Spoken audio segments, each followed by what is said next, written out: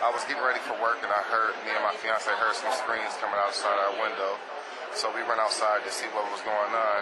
And at the same time we was running outside, my two neighbors' kids was running up to me, and they said that their dad had their mom trapped inside the house. And at the same time as that, I was looking, I seen the house on fire, and I was like, holy. So instantly, with no thought, just instincts kicked in. I ran upstairs, I kicked open the door, and I tried to grab the husband of the house, and he pushed me away. And then I asked him what was he doing. He said, just let us die. And so I rushed him, and I grabbed him, and I threw him outside the door. Then I ran back into the house, and I screamed for the kid's mother's name, which her name was Ebony. And she opened the bathroom door and screamed my name on tail. So I grabbed her, wrapped her up in something, and took her outside. And then I had realized that there was two other apartments in the back that people were still in while the house was still on fire. So I had to run to the back to get the other three people out the house. I don't know what was going through my mind at the time. I just didn't have no train of thought. The only thing that was on my mind was getting her to safety. Yeah, I was at a Walgreens getting something to drink, and the guy walked in with a ski mask, robbing the place for the drugs. Ran towards the back of the pharmacist, and had a BB gun and a knife. Didn't know it was a BB gun at the time. Was yelling at the pharmacist. I knew she was an older lady by herself, so jumped the counter, took his knife, tackled him, held him down until the cops came. He wasn't too happy with me. He was yelling at me to let him go, and told me he was gonna do some unpleasant things to me. So the cops all, shook my hand, told me I did a good job. By no means did they, encourage this, but they all thought it was an awesome job. So I just kind of did what was right. Didn't really think about it, life or death. Just did what I thought, needed to be done to help everybody else out. I didn't do it to be recognized. I just did it. Right thing, right time. Raising Cane Farms, the farming aspect of it, is just a very small part of this. What this began was a quest to help veterans back in 2005. When I returned back from Iraq, I'm a wounded warrior. I had to go through a year and a half in a polytrauma clinic at the VA hospital. I watched a lot of other soldiers, sailors, airmen, and Marines going through the very same thing that I was going through. And a lot of them had it a lot worse than I did. And in many of their lives, they touched me deeply to where it's like, I've got to try to do something a little bit more. I've got to give back. And so for me, it started as essentially just a way to help other people.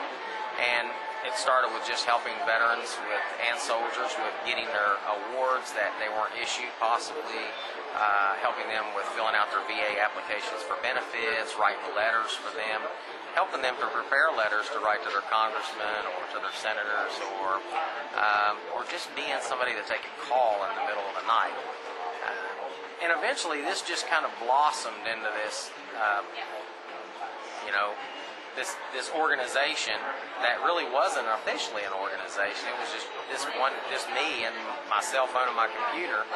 And then I decided, I'm going to do something a little bit more. So I bought this property, 15 acres in Mason County. It nearly broke me, to be honest with you. Essentially, I bought it just to be like a retreat, to invite some of my soldiers that served with me under my command in the 518th to come and relax. If you want to go hunt, you want to go fish, you want to camp out, whatever you wanted to do.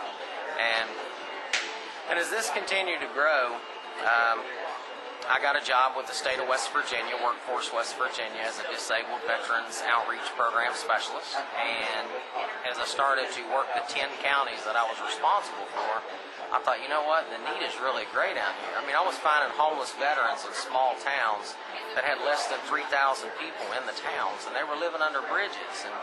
And one particular veteran I found, he was under a bridge, and his wife was 6 months pregnant.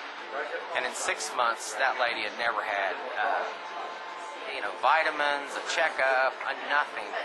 And when you look at his DD-214, his discharge record, he did 4 years and he was an E6 when he got out. That tells me he was a good soldier. And something has happened since he's got out. And I get really passionate about this because it broke my heart to see these things, you know, and to see these soldiers and these troops that have went out, and I know what they went through in combat, and to come back and to not even have a place to lay their head is just a tragedy.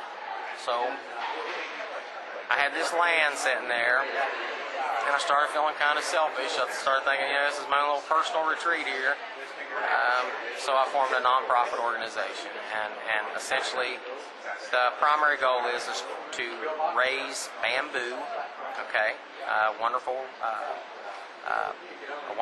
plant if you really think about it, and if it's grown properly and taken care of, has multiple uses, and to teach others how to raise bamboo. Hey, how about just raise your own garden? You know, back in World War II, they had victory gardens, you know. Supplement your food by growing your own, you know, and also teach them a little bit about recovery by the use of just working in the dirt, putting your hands in the dirt, getting out to nature, getting away from all the hustle and bustle of everything, bringing these people to one location to where if you don't want to work on the farm, that's fine. You can go walk up down the creek and you can turn up rocks and look for crawdads, whatever you want to do, you know. I mean, but we're here for you, and we love you, we care about you. I did a triathlon, which is a swim, bike, run racing event with one of my special needs friends, Dayton, has cerebral palsy, and he can't move or talk, so I decided to take him through the triathlon with me. And I swam, pulling him in a raft, bike, pulling him behind me on the bike, and ran, pulling him in a jogging stroller, and I did the whole triathlon with him.